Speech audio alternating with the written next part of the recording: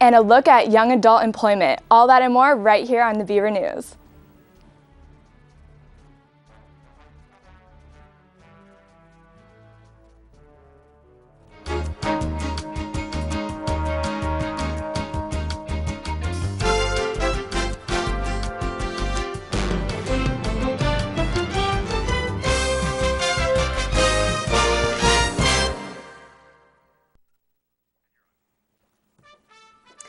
Good evening and welcome to your Thursday night edition of the Beaver News. We're glad to have you with us tonight. I'm Brenda Ivey. And I'm Brittany Mangold.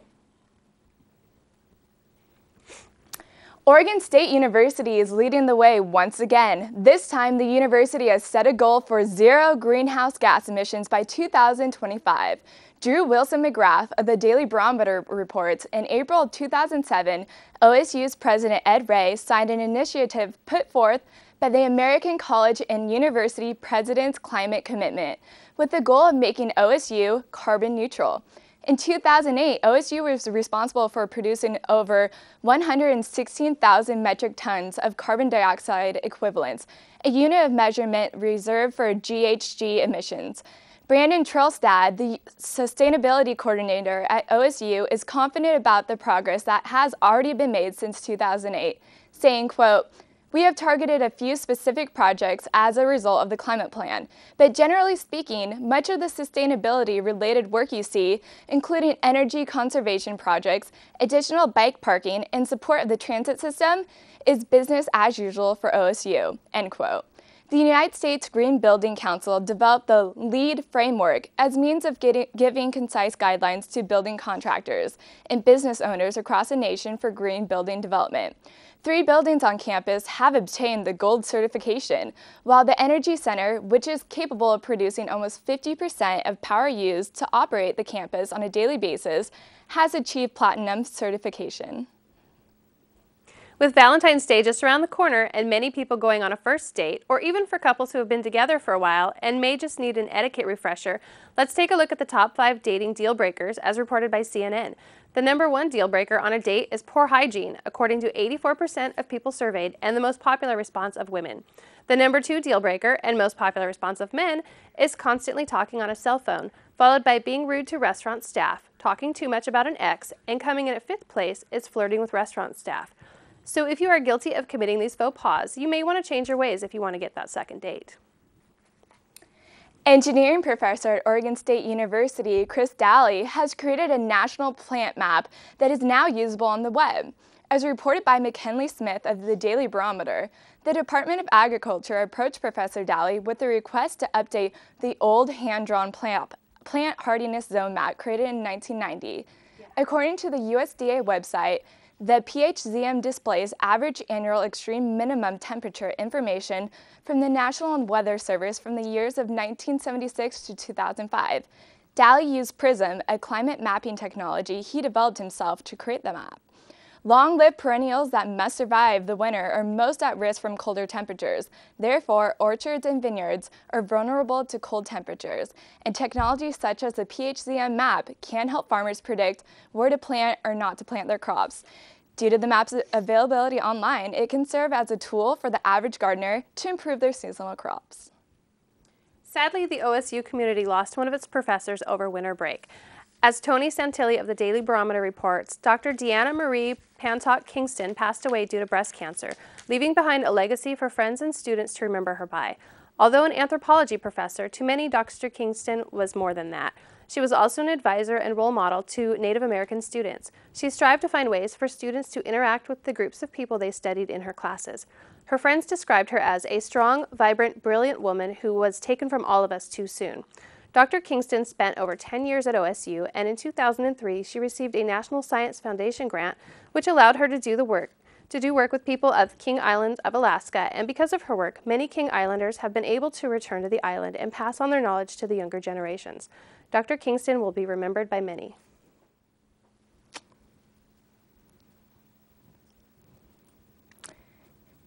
Benton Hall, the oldest building on campus, is now home to OSU's music program.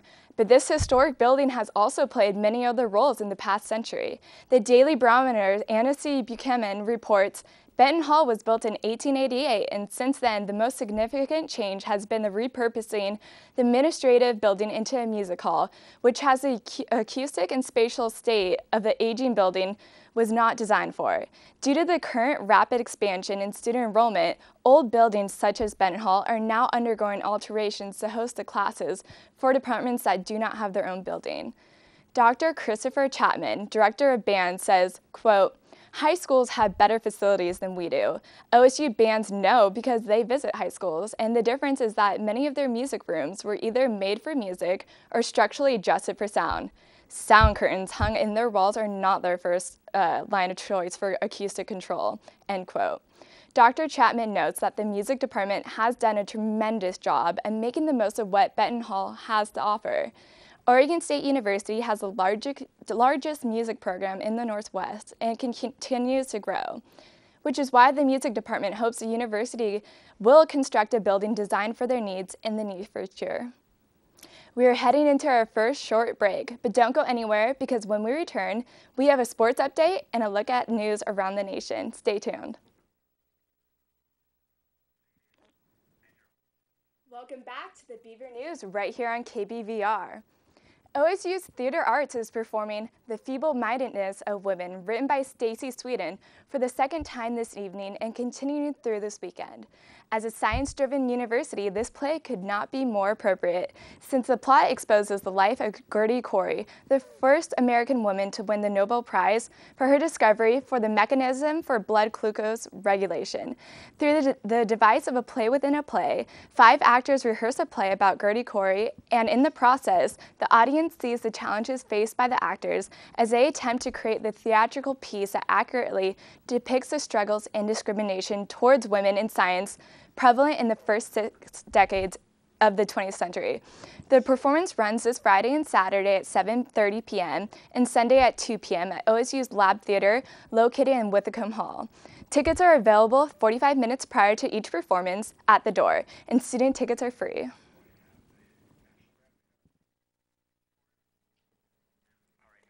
While many states have shot down the idea of same-sex marriage, bipartisan lawmakers in Washington state voted Wednesday in favor of a bill that could make Washington the 7th state in the U.S. to legalize marriage for same-sex couples, as reported by CNN.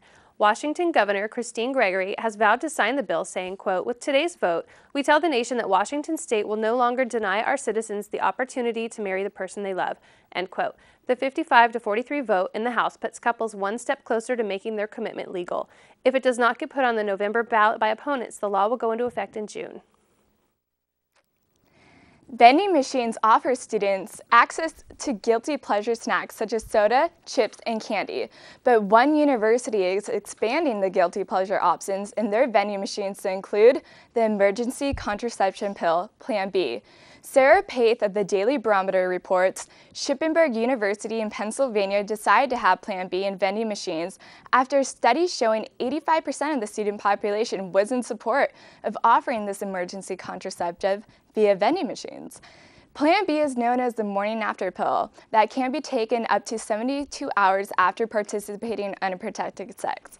Contrary to rumors, Shippensburg University does not make a profit from selling Plan B, and no student fees pay for the pills. The university purchases the pills for $25 each and sells them for the same price in the vending machines only located in the Student Health Center.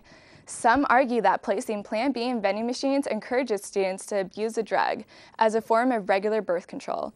Others assert when it comes to preventing unwanted pregnancies, increasing birth control methods is a smart move, whether it be condoms in restrooms or Plan B in vending machines.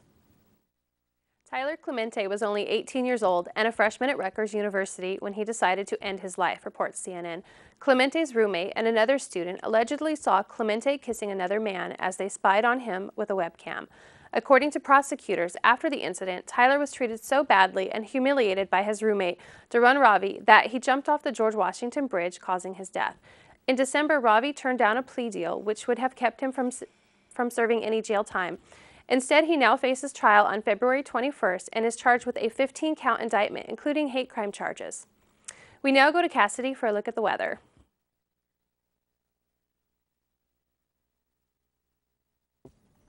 Good evening, Kovas. I'm Cassidy Gilroy, and tonight I have your 5-day weather forecast.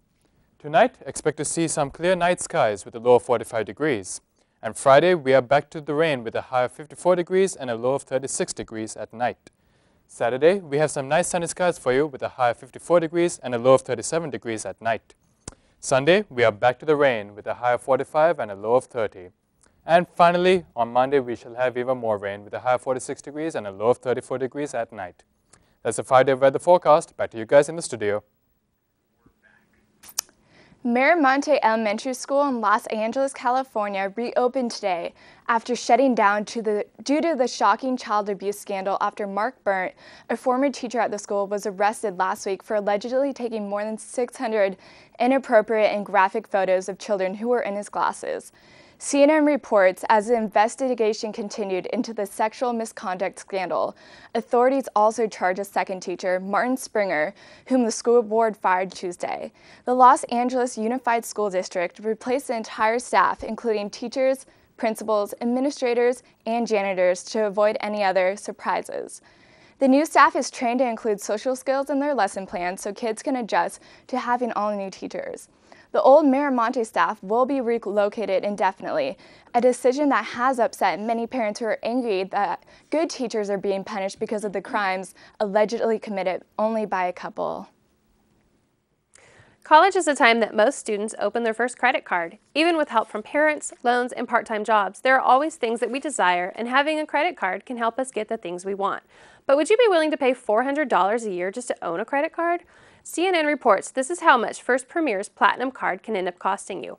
First Premier markets their cards to consumers with poor credit ratings, either due to poor credit history or lack of credit. Their Premier card charges 36% APR, but that sky-high interest rate isn't the only outrageous fee they charge. First Premier also charges a credit limit increase of 25% of the amount your credit limit is increased, as well as an annual fee of $49 just to have the card. With all of the fees added in, a consumer with a revolving balance of $500 would end up paying $453 a year just to use the card. While the 36% APR is pretty high, it pales in comparison to the 79.9% First Premier charged in 2009. While credit can certainly help you in a time of need, if you do not choose your cards wisely, it can be costly and can lead you into financial trouble. It's now time for our final break of the evening, but we will have a look at more of your national and international stories in just a minute. Welcome back here live on Channel 26. The University of Florida has suspended its chapter of Alpha Phi Alpha fraternity after learning about a hazing incident involving fraternity members. CNN reports the historically black fraternity dates back to 1906 and, according to its website, has, quote, a zero tolerance level in regards to hazing and strongly prohibits these illegal activities in any form, end quote. In regards to the alleged hazing incident, University President Bernie Machen, in an email to students, called it a, quote, a serious physical hazing incident that occurred off campus, end quote. This incident comes only 4 months after 4 students at Florida's A&M University were arrested for the hazing-related death of a school's drum major in November. Despite the university prohibiting hazing, many students believe that hazing is too heavily embedded in the Greek life tradition. Jenny Rivero, a sophomore at University of Florida, said, quote, you know fraternities are still going to do this. It's part of their culture. You can't escape it.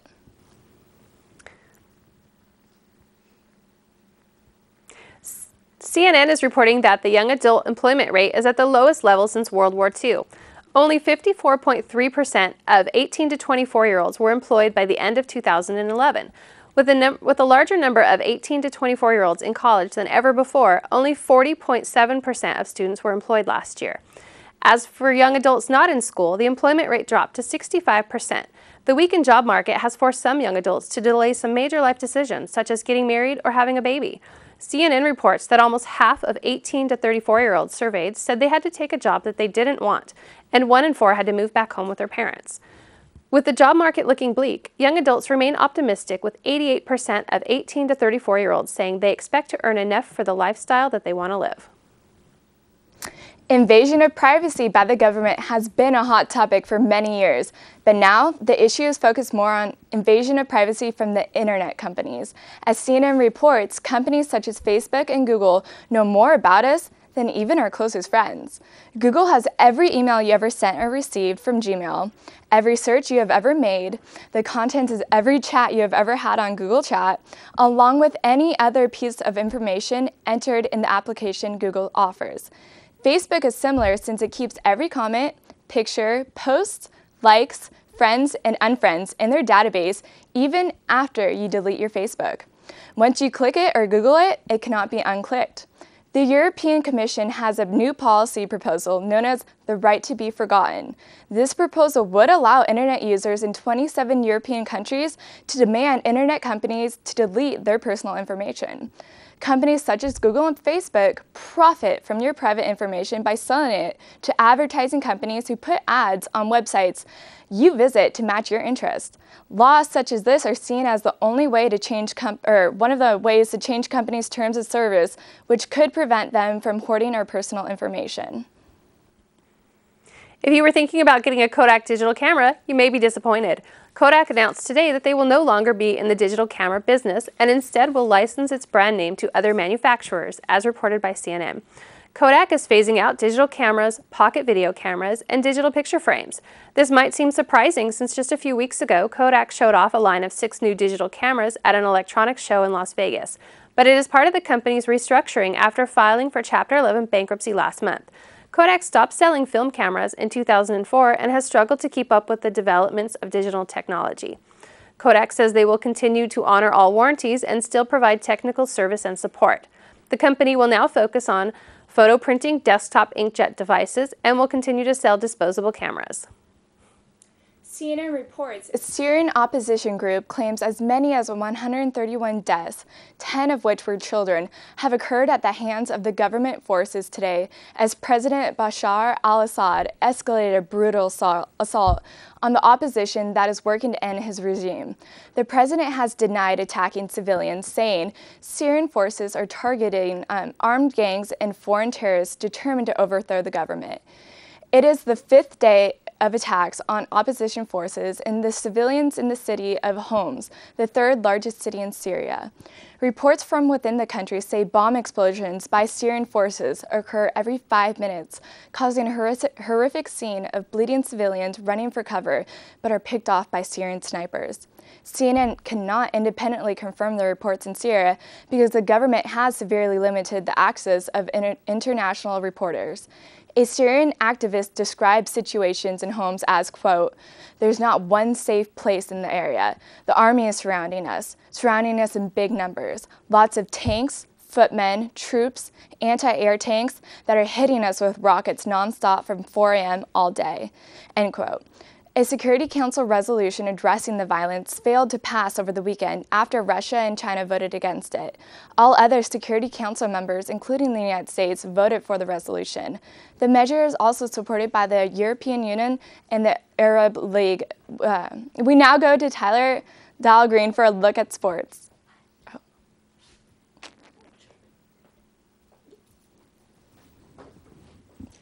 Following a story reported last night, today demonstrators plan to protest at a half-dozen Apple retail stores worldwide after recent reports surfaced alleging Apple's poor treatment of factory workers in China and other countries, reports CNN.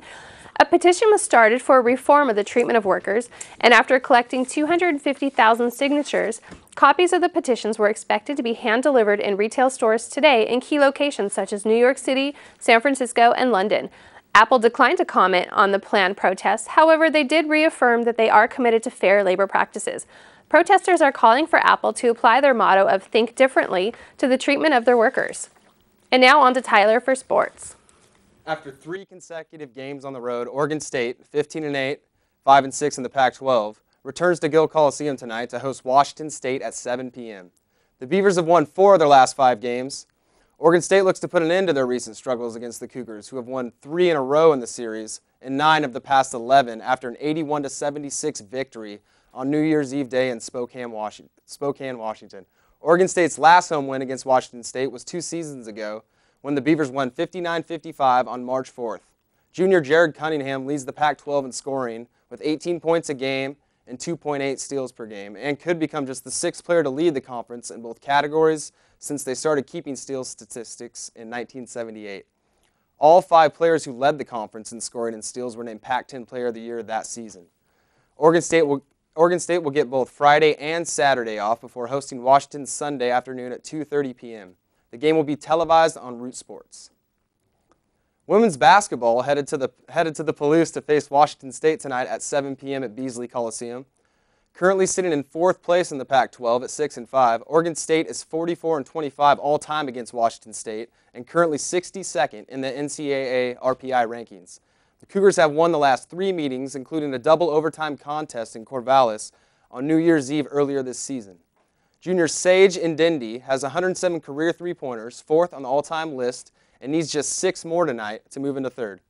Junior Patricia Bright is leading the Pac-12 in blocks with 3.6 per game, good for 5th in the country this season. With a total of 79 blocks this season, the 3rd most in a single season at Oregon State, she challenges the record set last season by Elsera Greer. She needs to average 1.8 blocks per game to break Greer's record. The Beavers look to improve on their 5-3 record away from Gill Coliseum when they travel to Seattle this Saturday to try and complete a season sweep against Washington for the first time since the 2008-2009 season. The then number 8 Beavers beat number 21 Washington last Friday, marking the 4th straight win of the season over a top 25 team, 195.975 to 194.725. The women's gymnastics team notched their highest professional score of the season, hitting 23 for 24 routines against the Huskies. The Beavers' 24 routines were performed by only 8 gymnasts, as Michaela Stambraw, Leslie Mack, and Brittany Harris each were in the all-around for the 4th time in 2012, and Kelsey Blaylock earned an all-around appearance for the first time this year. Now ranked number 9, the Oregon State gymnastics team remains on the road this week to travel to UC Davis for a 3-team meet that also includes Sacramento State tomorrow, February 10th at 7 p.m. at the Pavilion. Oregon State holds the series lead against both of this week's opponents and has never lost to either team. The Beavers are 8-0 all-time against the Aggies and 9-0 against the Hornets. There will be no webcast this week. Fans can follow the meet via live stats by following the OSU Gymnastics Twitter feed at Oregon State Gym. That's all the news we have for you tonight. Be sure to join us Monday at 7 p.m. for more of your local, national, and international news right here on KBVR Channel 26.